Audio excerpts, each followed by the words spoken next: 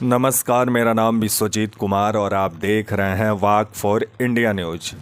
आजकल उत्तर प्रदेश में जो माननीय उत्तर प्रदेश के मुख्यमंत्री योगी आदित्यनाथ जी महाराज जो आए दिन राम राज्य का बात करते थे, ऐसा लग रहा है कि उत्तर प्रदेश में अब शोषण राज चल रहा हो।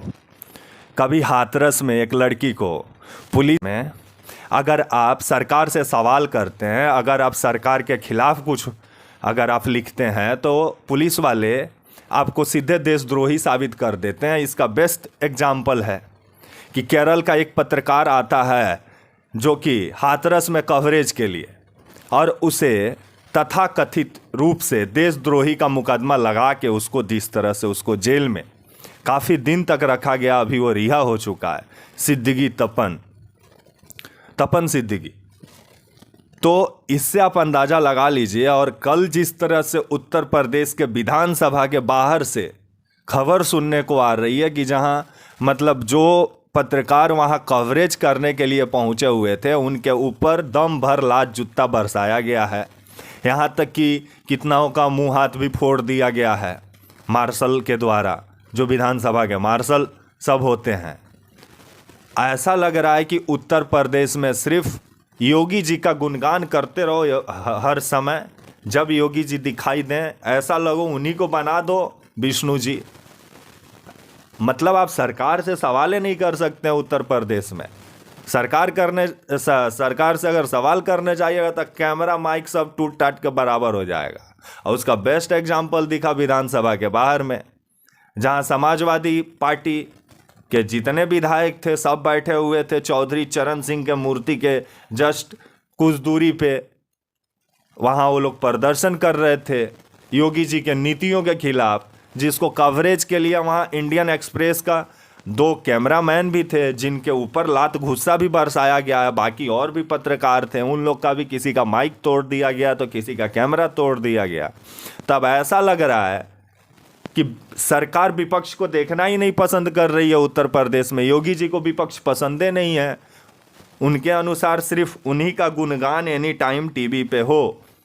लेकिन उत्तर प्रदेश का अगर विकास देखा जाए तो बस विकास ऐसा लग रहा है मजाक बन गया। वही उत्तर प्रदेश है ना कि कोरोना के टाइम में गंगा में लाशें बह रही थी साहब, तो क्यों नहीं उस समय आप राम राज का दुहाई दे रहे थे?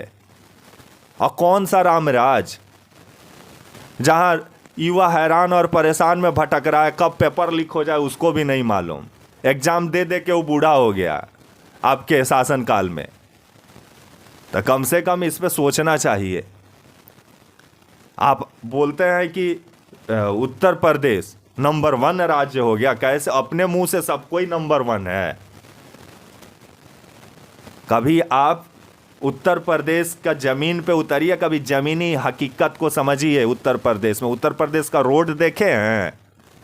कभी रोड देखिए? जो आप बोलते थे गड्ढा मुक्त उत्तर प्रदेश होगा, हमको तो हर जगह बड़ा बड़ा गड्ढा दिखाई देता है। मैं गोरखपुर आप ही का होम टाउन होके आया हूँ, और आपका तो होम टाउन तो वो नहीं है। आपका होम टाउन तो उत्तराखंड है, आप उत्तराखंड से आते हैं। और जो गोरखपुर का बात करें तो गोरखपुर में जो बुलडोजर आप, और वैसे भी आपका बुलडोजर न्याय बस एक विशेष धर्म के खिलाफ चलता है। लेकिन अब जिस तरह से बुलडोजर न्याय अन्याय में बदल चुका है, इस पे थोड़ा सोचिए। बुलडोजर के साथ फोटो खिंचवा के वोट ले लेना अच्छा बात है, लेकिन ये लोकतंत्र है। यहाँ हिटलर शाही नहीं है कि मन करे तो किसी का घर गिरा दो, किसी को उजाड़ दो, और किसी को मन करे तो पुलिस कस्टडी में ले जाके दम तक थुरैया कर दो। क्योंकि गरीब जनता का कोई नहीं है। डीएम भी जो है वो भी जाता है तो ठेला वाला का ठेला गिराने का चक्कर में रहता है। कभी विधायक जी जो अतिक्रमण किए हैं उनका घर जाके गिरा दे तब मान जाए। घर गिराने से पहले कहीं डीएमए साहब का घर ना गिर जाए। तो इस और कल जिस तरह से उत्तर प्रदेश का घटना जो सामने आया है कि जो पत्रकार लोग गए थे, अभी बजट सत्र आने वाला था, उसको लेकर के विपक्ष पूरा हंगामा किया हुआ था, जिसको कवरेज को लेकर के पत्रकार वहाँ विधानसभा पहुँचे। आए दिन हर दिन पत्रकार जाते हैं विधानसभा कवरेज के लिए। लेकिन कल जिस तरह से मार्शल के द्वारा वहाँ पे लात घूसा बरसाया गया, तो मैं योगी जी से यही पूछने वाला हूँ, योगी जी इसको राम राज बोले हैं कि शोषण राज बोले? अब आप ही बताइए कि आपके राज्य में सच्चाई दिखाने वाले पत्रकारों का मुंह हाथ तोड़ दिया जाता है और सत्ता का चाटुकारिता करने वाले लोग को सीधे प्रमोशन हो जाता है। तो और आए दिन आप ही लोग बोलते हैं कि लोकतंत्र में पत्रकार चौथा स्तंभ होता है। यही चौथा स्तंभ का इज्जत है लात जूता से, बहुत अच्छा इज्जत हो रहा है। इसी के वजह से आजकल गोदी मीडिया का ज़माना है। सिर्फ सरकार का गुणगान कीजिए, सरकार के खिलाफ गए तो मुंह भी टूटेगा, कैमरा भी टूटेगा, दोनों टूटेगा। तो आपको डिसाइड करना है। और वैसे भी उत्तर प्रदेश में वैसे भी अखिलेश यादव जिस तरह से आरोप लगाते हैं कि एक विशेष धर्म को, जिस तरह से ठाकुर राज का इल्ज़ाम जिस तरह से लगता है योगी जी पे, तो इस पे योगी जी को सफाई देना चाहिए। और जिस तरह से उत्तर प्रदेश में ये एंटी रोमियो एस्क्वायर एगो ये बनाए थे कि जो मनचले हैं उत्तर प्रदेश में उनको शांत करने के लिए, उनको सबक सिखाने के लिए, आजकल वो एंटी एस्क्वायर रोमियो कहाँ है? हमको दिखाई नहीं देता है उत्तर प्रदेश में। साहब थोड़ा खोजिए उसको, कहीं सो तो नहीं गया है कुंभकर्ण वाला नींद में। आए दिन उत्तर प्रदेश से जिस तरह से महिलाओं के साथ, लड़कियों के साथ छेड़खानी का घटना सुनने को आता है, बलात्कार का घटना सुनने को आता है, और इस पे जिस तरह से पुलिस और प्रशासन पक्षपाती काम करता है, जिसे देख के काफ़ी तकलीफ होता है।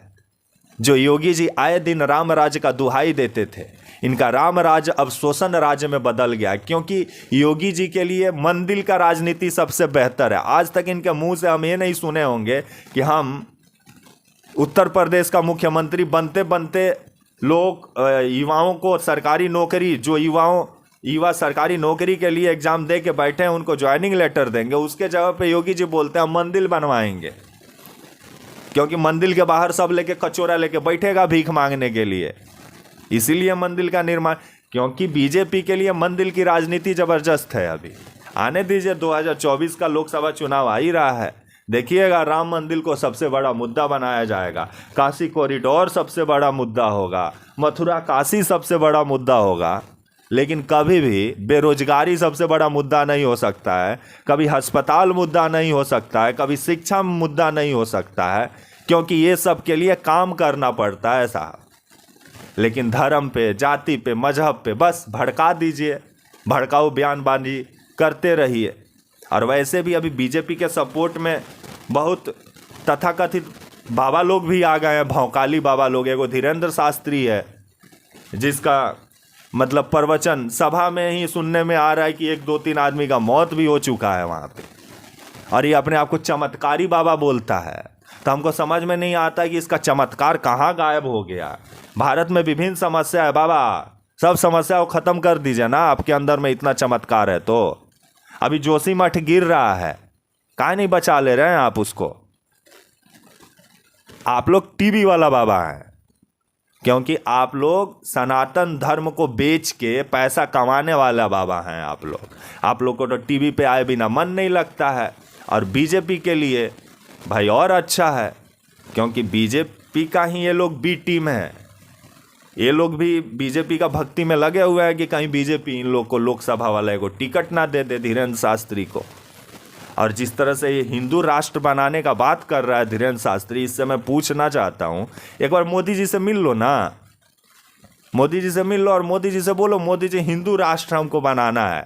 देखते हैं मोदी जी तुम्हारा बात मान जाते हैं। चाहे अमित शाह जी से मिल लो जो हमारे देश के गृह मंत्री हैं, क्योंकि हमारा देश संविधान से चलता है। भौकाली लोग, पहले तुम लोग को समझना होगा।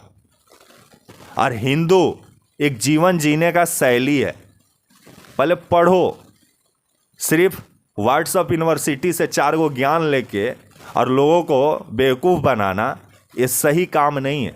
और वैसे भी हमारे देश का जो मीडिया है वो गोदी मीडिया में तब्दील हो गया। इसी के वजह से तो 150वां स्थान पर पहुंच गया है भारत का मीडिया, इसी के वजह से।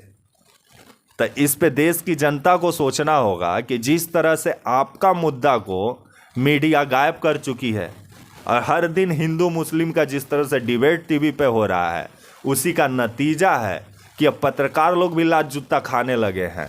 तो ये आने वाला समय बताएगा कि जिस तरह से अब उत्तर प्रदेश में अब विपक्ष को भी अगर मीडिया दिखाता है तो उसको भी लात जूता मिलता है, तो क्या ये लोकतंत्र है या तानाशाही तंत्र है, अब जनता डिसाइड करे। तब तक के लिए आप मुझे इजाज़त दीजिए और आप हमारे channel walk for India news को प्लीज़ लाइक और सब्सक्राइब और शेयर करना ना भूलें। तब तक के लिए नमस्कार।